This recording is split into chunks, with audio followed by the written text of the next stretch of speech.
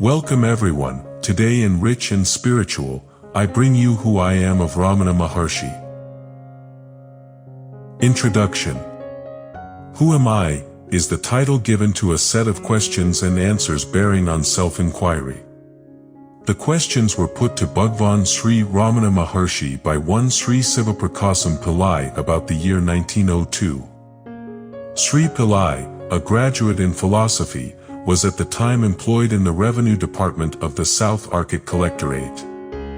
During his visit to Tiruvannamalai in 1902 on official work, he went to Virupaksh cave on Aranakala hill and met the master there.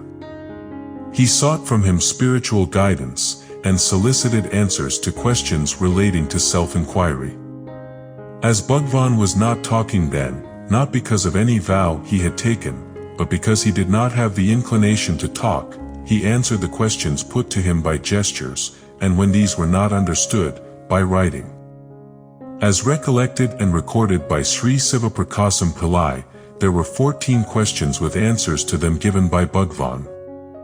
This record was first published by Sri Pillai in 1923, along with a couple of poems composed by himself relating how Bhagwan's grace operated in his case by dispelling his doubts and by saving him from a crisis in life. Who Am I has been published several times subsequently. We find 30 questions and answers in some editions and 28 in others. There is also another published version in which the questions are not given, and the teachings are rearranged in the form of an essay. The extant English translation is of this essay.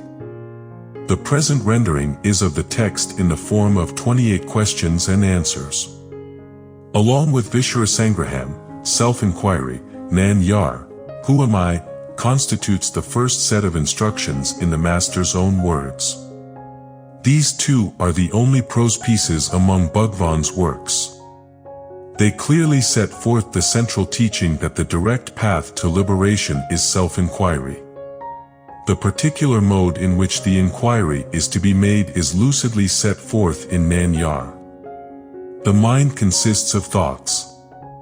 The I thought is the first to arise in the mind.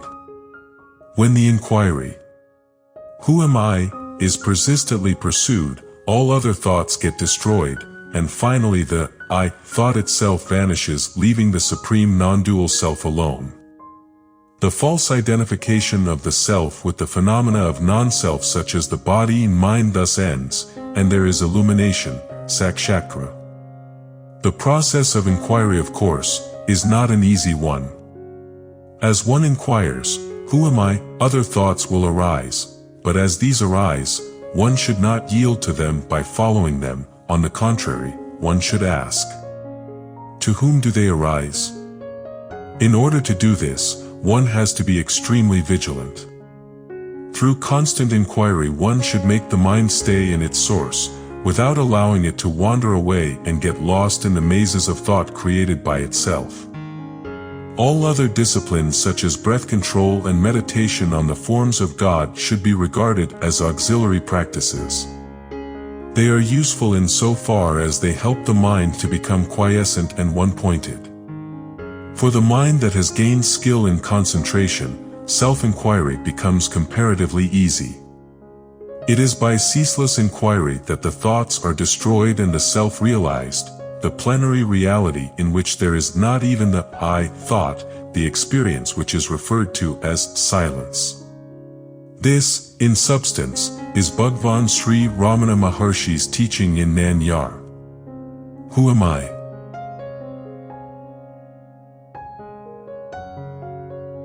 Who am I? As all living beings desire to be happy always, without misery, as in the case of everyone there is observed supreme love for oneself, and as happiness alone is the cause for love, in order to gain that happiness which is one's nature and which is experienced in the state of deep sleep where there is no mind, one should know oneself. For that, the path of knowledge, the inquiry of the form, Who am I, is the principal means. Question 1. Who am I? Answer.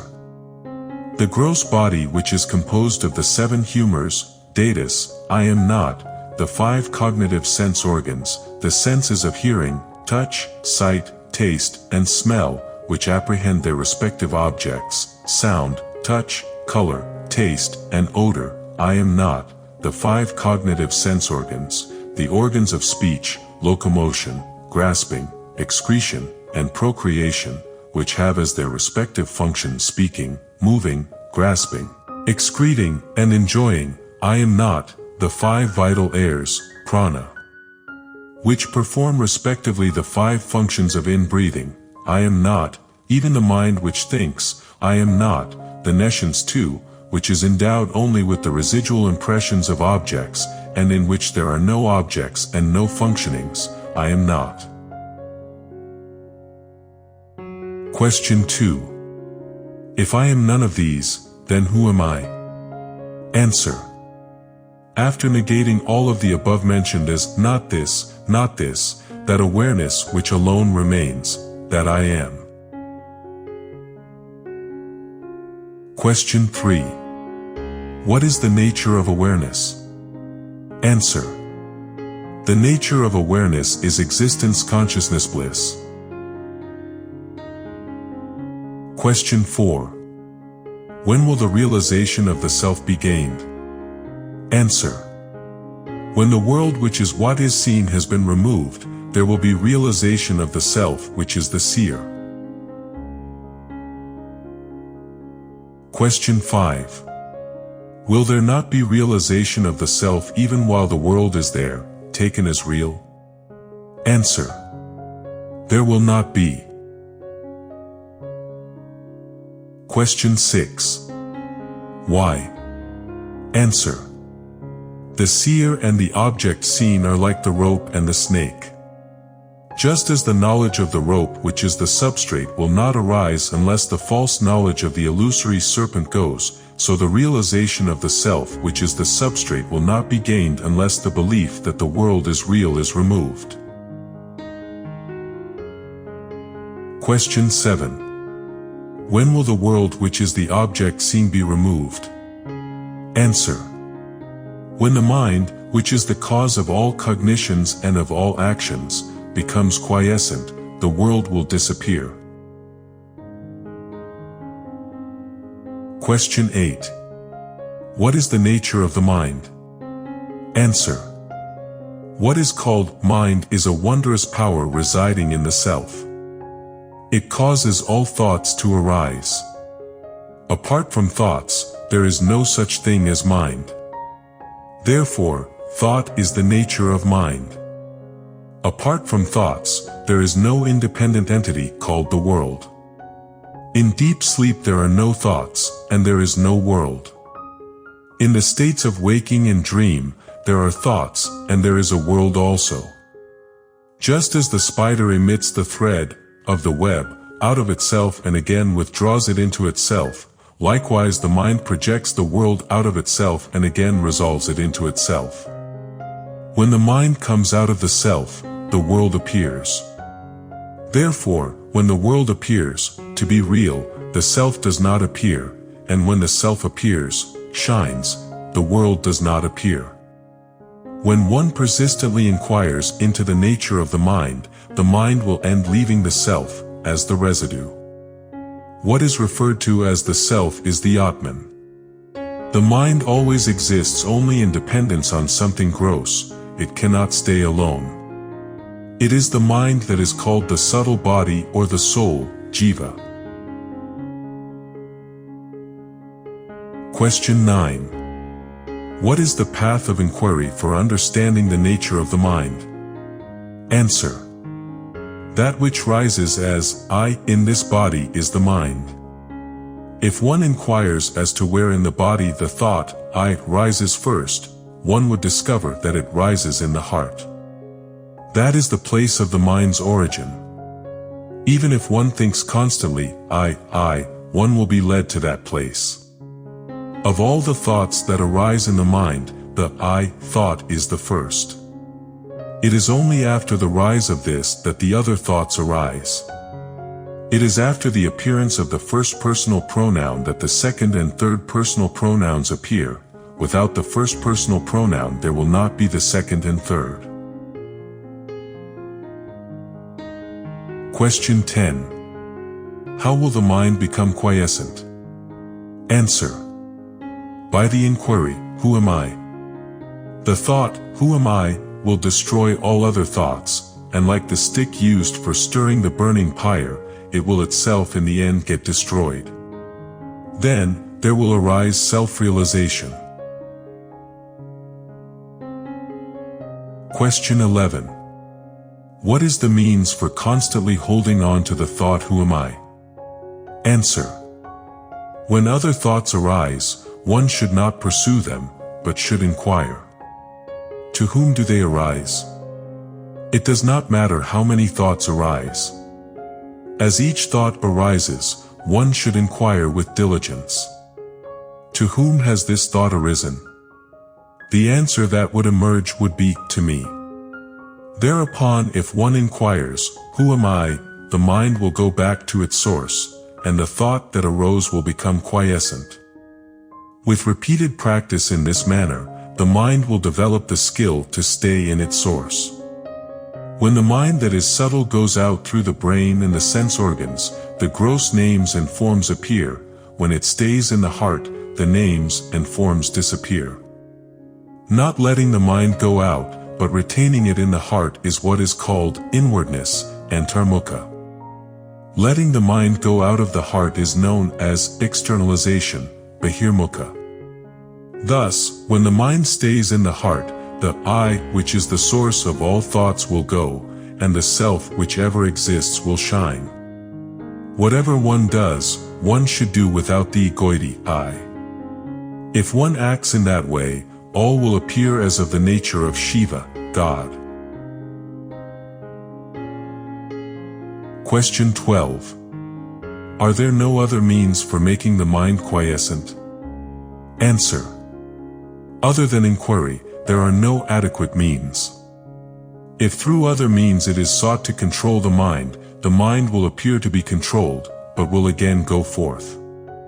Through the control of breath also, the mind will become quiescent, but it will be quiescent only so long as the breath remains controlled, and when the breath resumes, the mind also will again start moving and will wander as impelled by residual impressions.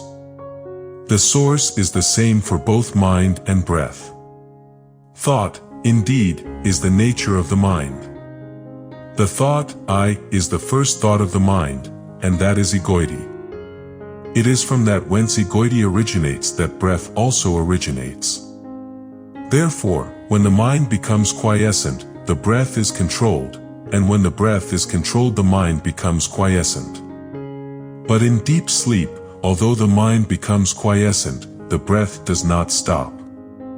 This is because of the will of God, so that the body may be preserved and other people may not be under the impression that it is dead.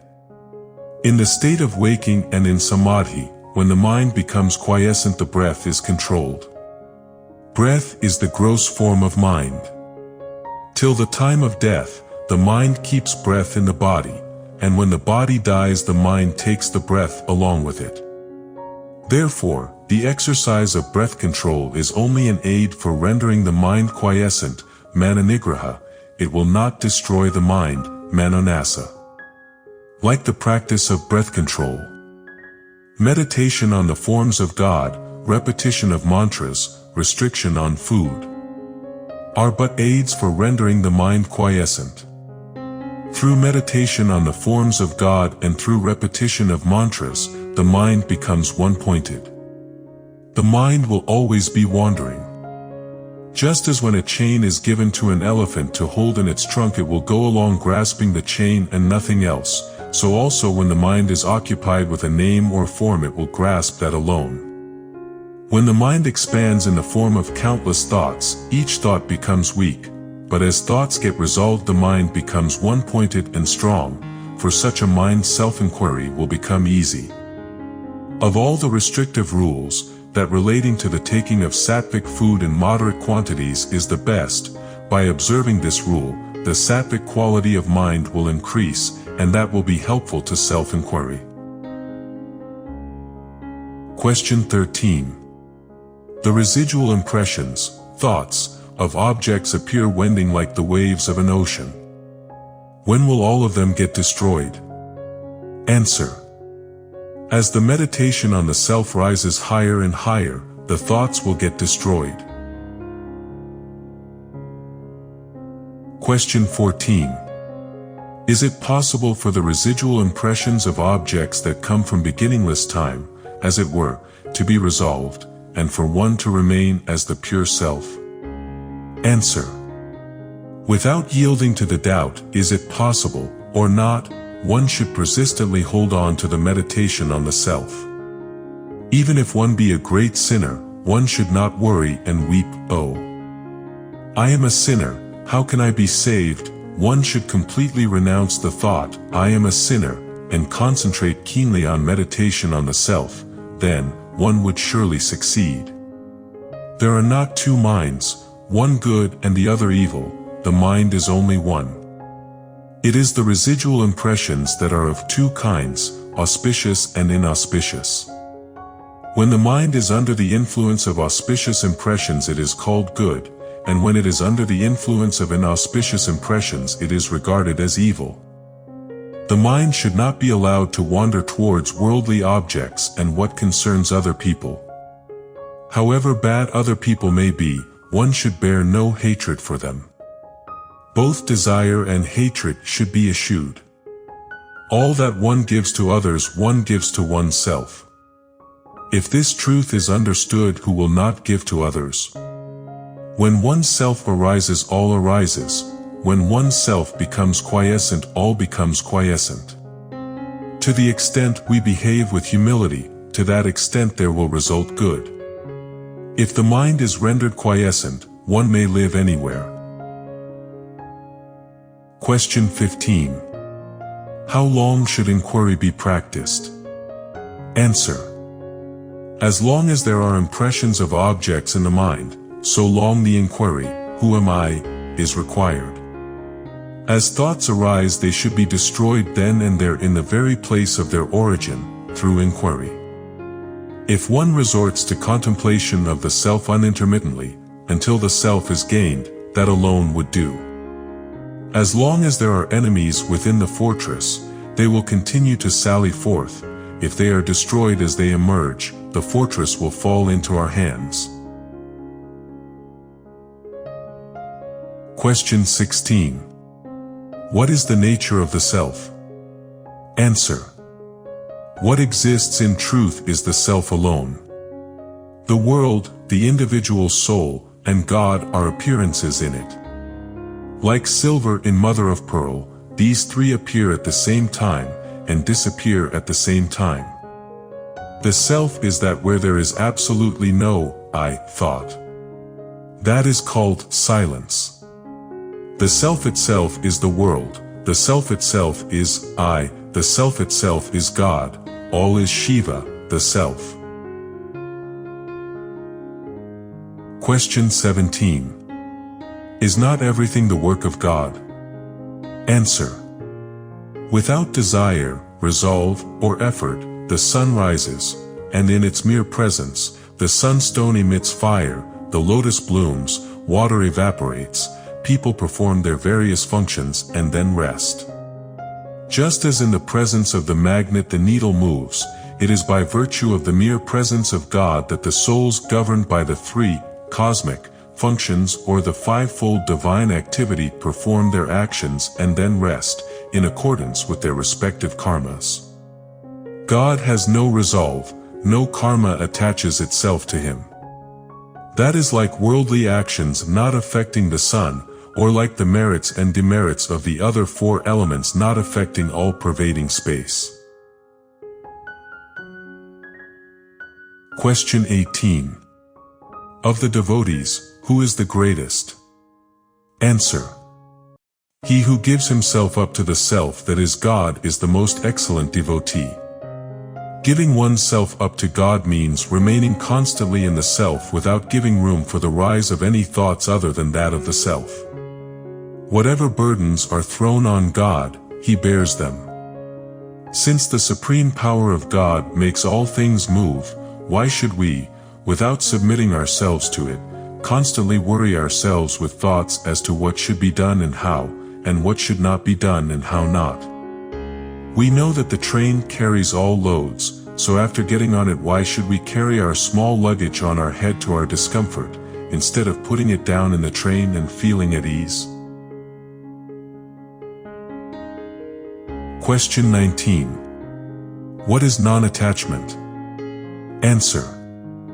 As thoughts arise, destroying them utterly without any residue in the very place of their origin is non-attachment.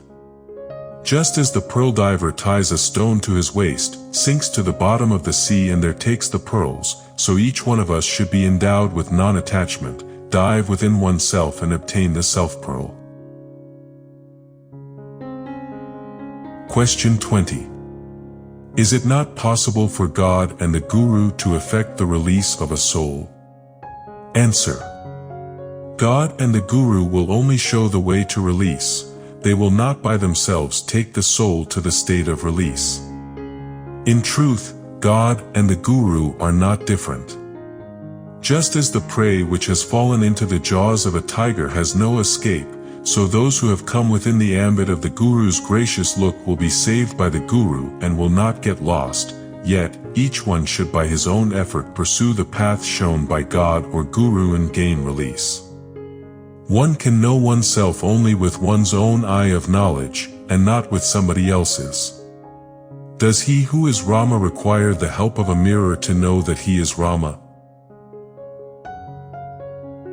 Question 21. Is it necessary for one who longs for release to inquire into the nature of categories, tattvas? Answer. Just as one who wants to throw away garbage has no need to analyze it and see what it is, so one who wants to know the self has no need to count the number of categories or inquire into their characteristics. What he has to do is to reject altogether the categories that hide the self. The world should be considered like a dream. Question 22. Is there no difference between waking and dream? Answer. Waking is long and a dream short, other than this there is no difference. Just as waking happenings seem real while awake, so do those in a dream while dreaming. In dream the mind takes on another body. In both waking and dream states thoughts, names and forms occur simultaneously. Question 23. Is it any use reading books for those who long for release? Answer. All the texts say that in order to gain release one should render the mind quiescent, therefore their conclusive teaching is that the mind should be rendered quiescent. Once this has been understood, there is no need for endless reading. In order to quieten the mind, one has only to inquire within oneself what oneself is. How could this search be done in books? One should know oneself with one's own eye of wisdom. The self is within the 5 sheaths, but books are outside them. Since the self has to be inquired into by discarding the 5 sheaths, it is futile to search for it in books. There will come a time when one will have to forget all that one has learned. Question 24. What is happiness?